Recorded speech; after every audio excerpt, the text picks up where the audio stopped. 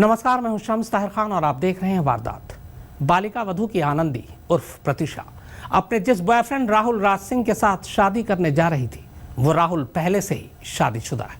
और ये बात राहुल ने न सिर्फ प्रतीक्षा बल्कि मुंबई में अपने तमाम दोस्तों से छुपा कर रखी थी। राहुल ने 5 साल पहले कोलकाता की एक एयर होस्टेस से शादी की थी और इस शादी की खबर राहुल के घर वालों को भी है। कहते हैं कि राहुल की इसी पहली शादी की खबर सुनकर प्रतीक्षा सदमे में थी।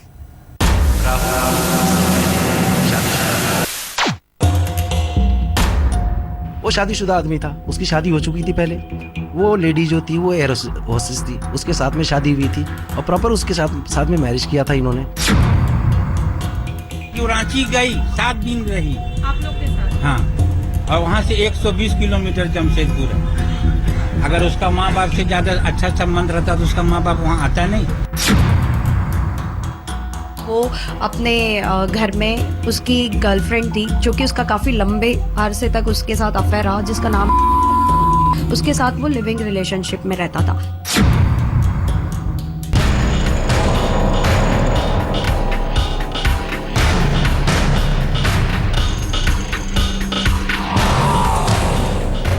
राहुल पहले से शादीशुदा था।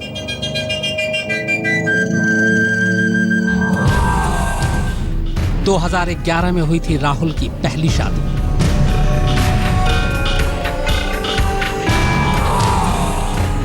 कोलकाता की रहने वाली एयर होस्टेस से हुई थी पहली शादी।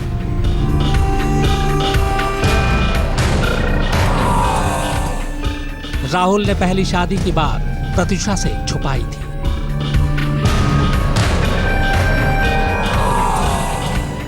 राहुल की पहली शादी की बात राहुल के घर वालों ने भी छुपाई।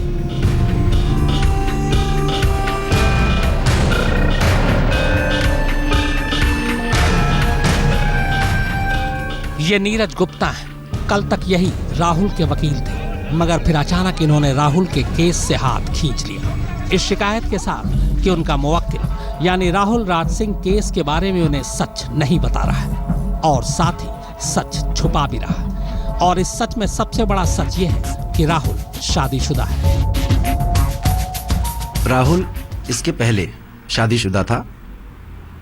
ये बात बहुत ही ऐसा नहीं है कि छोटी मोटी बात है, बहुत ही क्रूशियल चीज है कि आप किसी लड़की से शादी करने जा रहे हो और वो बच्ची आपके ऊपर ट्रस्ट करके वो अपने आप को आपकी वाइफ मान चुकी है।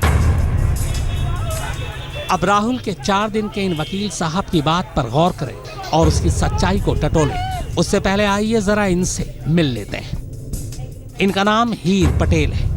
ये भी सीरियल और फिल्मों में किस्मत आजमा रही हैं। 2010 में जिस बिल्डिंग की 4थी मंजिल पर ये रहती थी, उसी बिल्डिंग की 5वीं मंजिल पर राहुल रहता था, एक लड़की के साथ लिव इन रिलेशनशिप में। क्लासेस करती, एक्टिंग क्लासेस कर रही थी। तब मैं मंगल नगर में रहती थी। उस टाइम पे मैं 5th फ्लोर पे थी और राहुल राज सिंह 4th फ्लोर पे रहता था। और तब जाहिर सी बात है कि वो इंडस्ट्री का था और मैं बिल्कुल ही नहीं थी, तो मेरे हिसाब से वो मेरा सीनियर था। तो आते जाते हाय हेलो होती थी और फिर उसने कहा कि हीर, तुम ऐसे नहीं, क्लासेस में कुछ नहीं होता है, तुम ऐसे नहीं सीख पाओगी, कभी तुम मेरे सेट पे आ जाओ।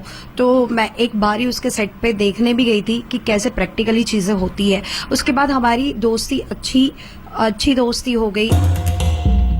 ये लड़की कोई और नहीं बल्कि कोलकाता की रहने वाली वही एयर होस्टेस थी जिसका जिक्र वकील साहब ने किया। अब हीर पटेल और राहुल के बारे में आगे कुछ और बताऊं, उससे पहले जरा राहुल के पिताजी की इस बात को भी गौर से सुन लीजिए। रांची गई 7 दिन रही आप लोग के साथ? हाँ, और वहाँ से 120 किलोमीटर जमशेदपुर है। अगर उसका माँ बाप से ज्यादा अच्छा संबंध रहता तो उसका माँ बाप वहाँ आता नहीं। अब आप कहेंगे कि प्रतीक्षा का रांची जाकर राहुल के घर ठहरना, इसमें क्या अजीब है? तो आपको बता दूं कि ठीक प्रतीक्षा की तरह ही 5 साल पहले जिस एयर होस्टेस से राहुल ने शादी की थी, उसे भी प्रतीक्षा की तरह ही रांची वो अपने घर ले गया था। बाकायदा वहां उसकी मुंह दिखाई की रस्म हुई, कुंडली मिलाई गई और बाकी रस्में पूरी की गई। मैंने इसके लिए पूछा कि भाई प्रत्युषा वहाँ पे गांव में गई थी और आप लोगों ने अपने बहू की तरह उसको ट्रीट किया, तो ये लड़की जिसके साथ में शादी हुई, इसका क्या हुआ? उसके बारे में कोई इन्फॉर्मेशन नहीं, तो आप बताइए मैं कैसे वो करूंगा? अब अगर राहुल सचमुच शादीशुदा था तो सवाल यह है कि राहुल, उसके घर वालों ने भी ये बात क्यों छुपाई? क्या मुंबई में पैसे कमाने का राहुल का मॉडस ऑपरेंडी यही था? लड़कियों को प्यार के जाल में फांसना, फिर उनसे पैसे आठना और अपनी अय्याशी पूरी करना। कम से कम राहुल की पुरानी शिकार हीर पटेल का तो यही मानना है। बेसिकली उसका टारगेट होता है, वो पहले लड़कियों से फ्रेंडशिप करता है, उसके बाद उनके घर में एक अच्छा सा माहौल बनाता है, उसके बाद फिर वो बिजनेस की बात करता है और फिर पैसे लेता है। और जब हम पैसे देते हैं, जब हमें पता है कि 1 साल से हम उसे जान रहे हैं बंदे को, तो हम उसकी बातों में आ जाते हैं और हम ट्रस्ट फैक्टर पे उसे पैसे देते हैं। दरअसल हीर पटेल से फिल्म बनाने के नाम पर राहुल ने 25 लाख रुपए लिए थे, मगर बाद में जब फिल्म नहीं बनी और हीर ने पैसे वापस मांगे तो उसने पैसे देने से मना कर दिया।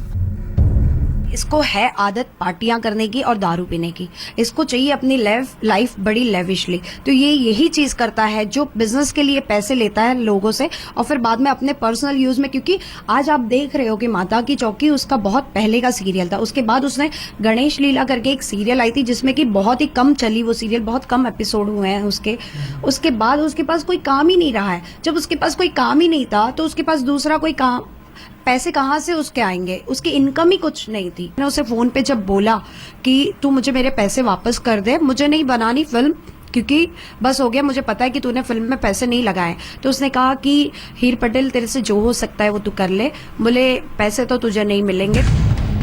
बाद में हीर ने पुलिस में रिपोर्ट लिखा दी, जिसके बाद राहुल ने बाकायदा 15 लाख और 10 लाख रुपए के 2 अलग अलग चेक दिए। ये रहे राहुल के दस्तखत वाले वो दोनों चेक। मैंने उससे वर्सोवा पुलिस स्टेशन में कंप्लेन करी थी उसके खिलाफ। तब मुझे पुलिस के द्वारा 2 चेक, पीडीसी चेक मिले थे, जो कि 6 महीने बाद का एक 10 लाख का चेक था और उसके बाद 15 लाख का चेक था, उसके 6 महीने बाद। मगर बाद में दोनों चेक बाउंस हो गए और तब तक राहुल हीर की बिल्डिंग छोड़कर कहीं और भाग चुका था, नए पते और नए मोबाइल नंबर के साथ, शायद किसी नए शिकार की तलाश में। मुस्तफा शेख के साथ मुनीश चंद्र पांडे, मुंबई आज तक। पिछले 6 सालों में फकत 2 छोटे मोटे सीरियल और एक रियलिटी शो, बस यही हिसाब किताब है राहुल राज सिंह का। अब सवाल यह है कि इसके बावजूद राहुल का मुंबई में गुजर बसर कैसे हो रहा था, कैसे वो पार्टियां करता था और कैसे ऐश की जिंदगी जीता था। क्या इसके लिए राहुल लड़कियों से दोस्ती कर, उन्हें धोखा देकर उनसे पैसे वसूलता था? पेश है राहुल की जिंदगी का पूरा बही खाता।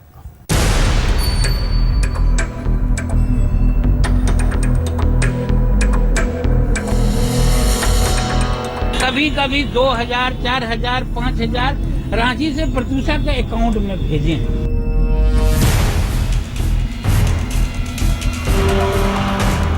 जब उसके पास कोई काम ही नहीं था तो उसके पास दूसरा कोई काम, पैसे कहाँ से उसके आएंगे?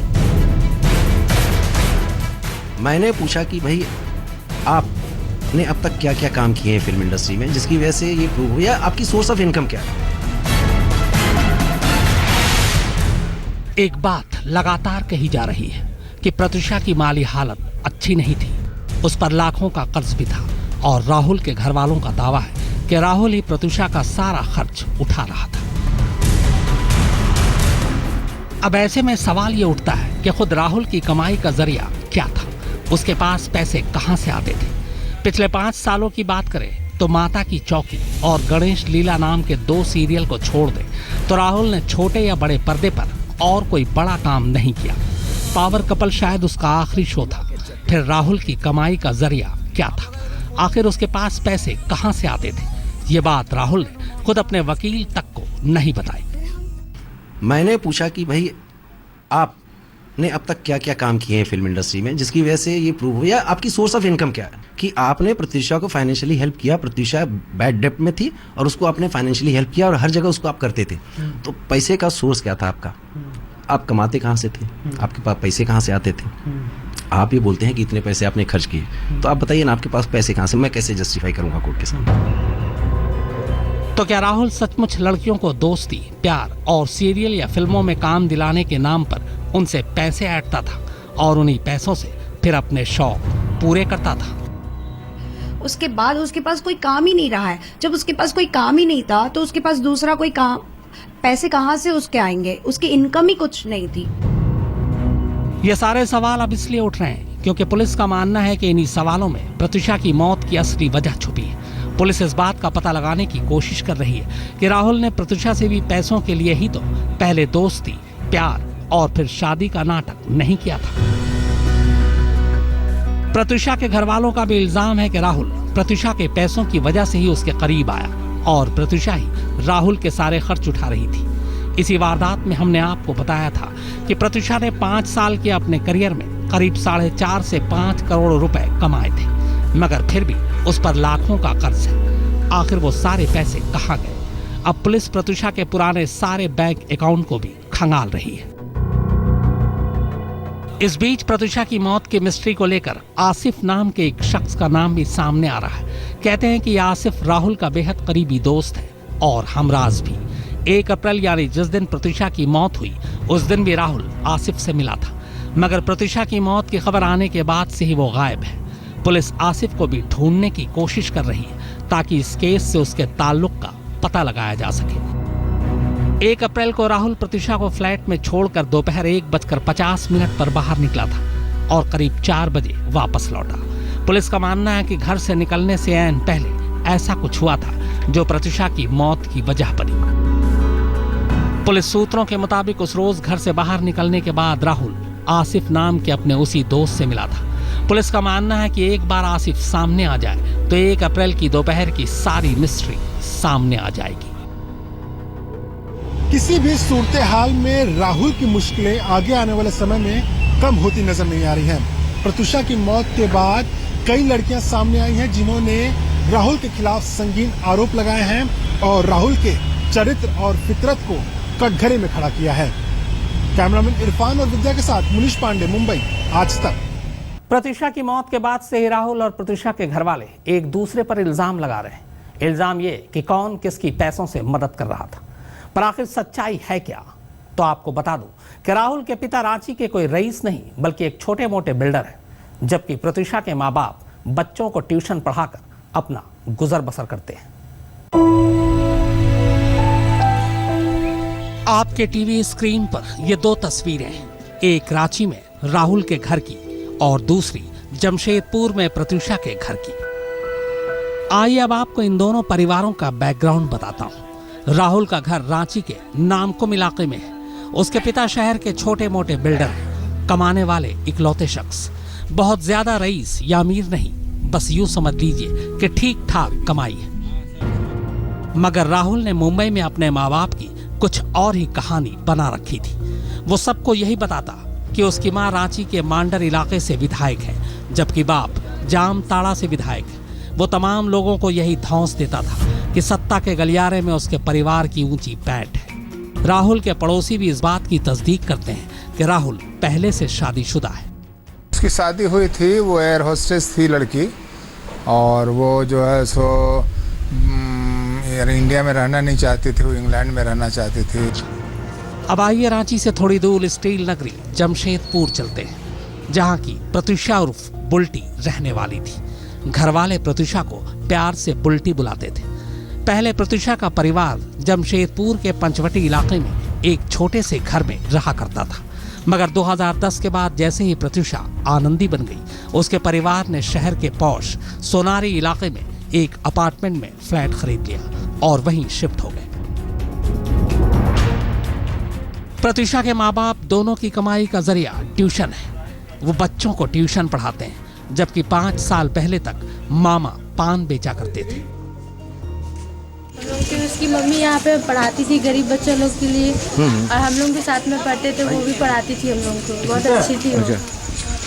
कैसी आपको कैसा लगता है कि क्या आपको लगता है कि कभी प्रत्युषा सुसाइड कर सकती नहीं, है? ऐसा तो नहीं लगता है, क्योंकि वो बहुत हंसमुख लड़की थी। राहुल क्या है जो आज प्रत्युषा इतना कम उम्र में और कम समय में इतना तरक्की की थी, उसके सामने वो एक सिंपल मॉडल और 2-4 किरदार निभाया सीरियल का, उसके सामने कुछ नहीं। अगर मैंने ये लोग भी, हम लोग भी प्रत्युषा एक दिन ये बात शेयर भी की तो हम लोग बोले कि बड़ी हुई हो अपने देखो, लेकिन सोच समझ के कि तुम्हारा अपना जो स्टेटस है उसके ये एकदम बिल्कुल बराबर का नहीं है।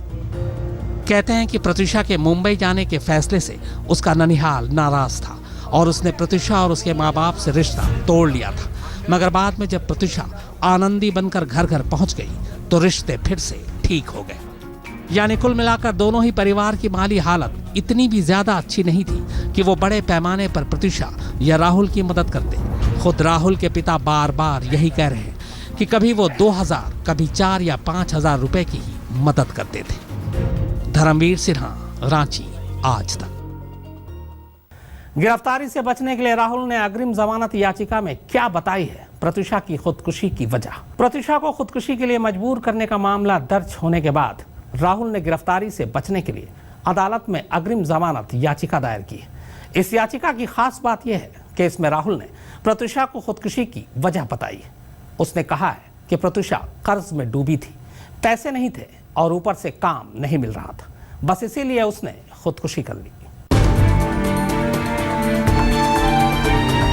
क्या राहुल कानून से बचने के लिए अस्पताल में भर्ती है? क्या राहुल पुलिसिया पूछताछ को टालना चाहता है या फिर प्रत्यूषा की मौत की वजह से वो सचमुच सदमे में है? राहुल से पुलिस ने अब तक सिर्फ 2 दिन पूछताछ की है, 2 अप्रैल और 3 अप्रैल को। 3 अप्रैल को ही पूछताछ के दौरान राहुल ने सीने में दर्द की शिकायत की, जिसके बाद उसे अस्पताल में भर्ती कराना पड़ा। हालांकि राहुल पर सच छुपाने का इल्जाम लगाकर राहुल की वकालत से पीछे हट जाने वाले वकील की माने तो राहुल की तबीयत सचमुच खराब है। राहुल की तबीयत वाकई में ख़राब थी, जो सही है वो सही है। राहुल की तबीयत वाकई में ख़राब थी, बहुत ज़्यादा डिप्रेशन में था और मैं खुद उसको लेके गया। दूसरी तरफ मंगलवार को आईपीसी की जिन धाराओं के तहत पुलिस ने राहुल के खिलाफ मामला दर्ज किया है और जिस तरह से उसे प्रत्यूषा की खुदकुशी का जिम्मेदार करार दिया है, उसे देखते हुए अस्पताल से बाहर आते ही राहुल की गिरफ्तारी तय है। हालांकि राहुल की तरफ से अग्रिम जमानत की अर्जी अदालत में दाखिल कर दी गई, जिस पर गुरुवार को सुनवाई होनी है। तो वारदात में फिलहाल इतना ही, मगर आज तक पर खबरों का सिलसिला लगातार जारी। बड़ी खबर आ रही है, महाराष्ट्र में सूखे को लेकर बॉम्बे हाईकोर्ट ने आईपीएल के खिलाफ सख्त टिप्पणी की है।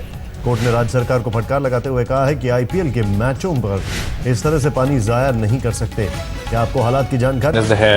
But then I decided to use the public transport, and now I feel I look like Natha. But don't you worry, the show looks fantastic.